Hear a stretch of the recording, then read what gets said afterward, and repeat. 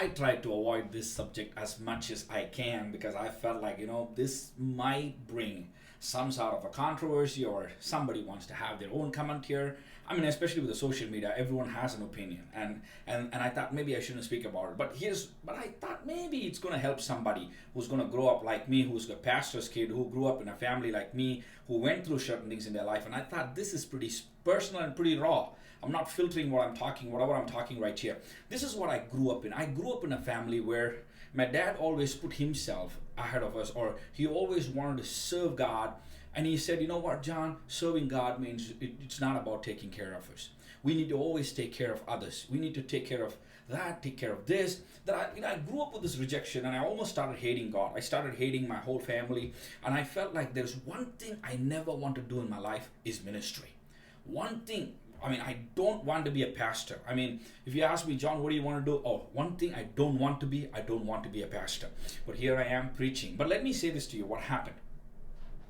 The Eastern world has this mentality where the religion comes from monasteries, so they want you to be like a monk.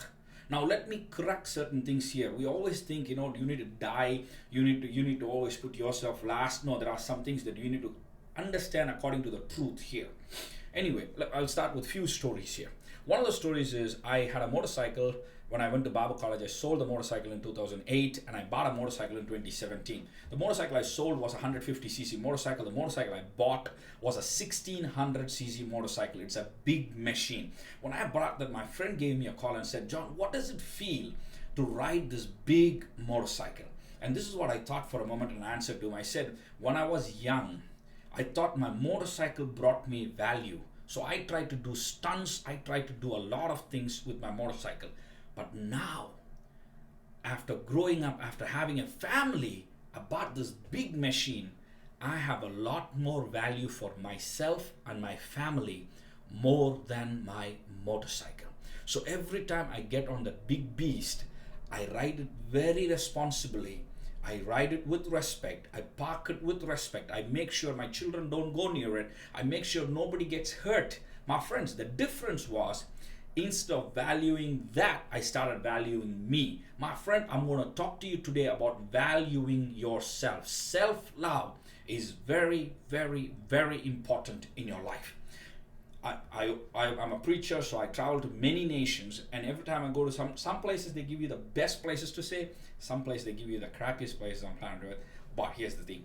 Whenever they put me on a best place, I always felt like I got to eat everything that was there for the breakfast, because we have already paid a lot for the breakfast, so I'm going to make sure that I eat a lot. But today, this is what I'm eating for breakfast. I'm staying in a hotel. I'm eating 4 boiled eggs and 1 orange. My friends, what changed? Then I thought, I need to make sure that I get the value of my money by eating a breakfast buffet as much as I can. But now I understood the true value is valuing my body more than what's on the plate. Paul writes like this. He says like this, everything is permissible, but not everything is profitable. In Isaiah, the Bible goes like this, I will lead you in a profitable way.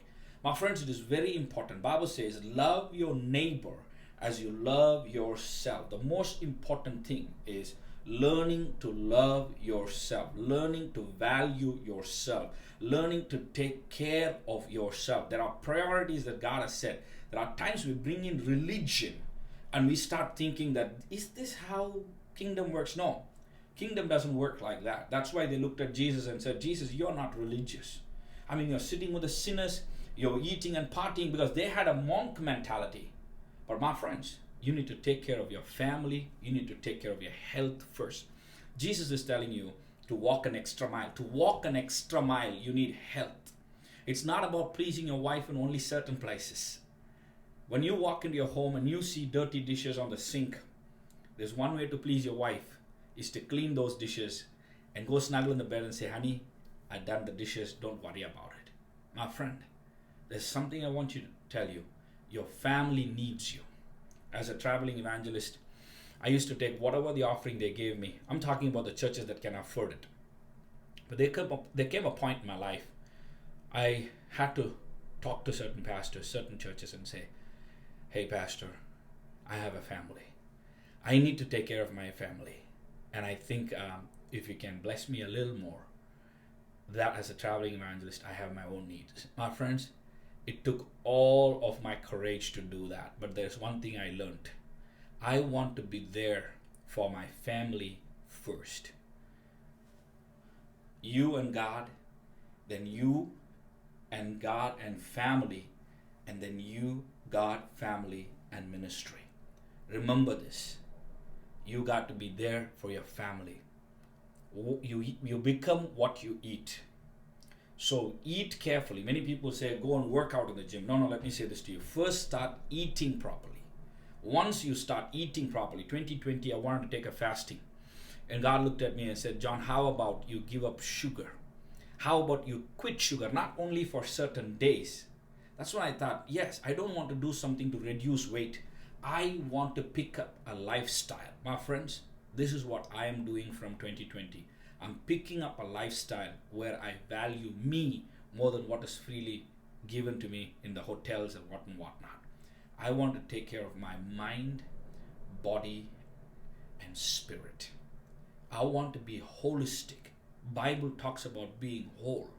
My friends, I want to remind you one more time. You need to love yourself to love others. Self-love is very important. Your family needs you. Your activeness in your family is much needed. You're active when you eat right. Not only what you eat here, it's also about what you eat here. Your mind needs food too.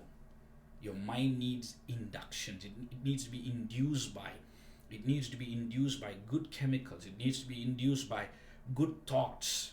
And I tell you again, this is the true Christianity. Transformed mind. That you will love yourself, learn to value yourself first, and then you will learn to value others. May God bless you.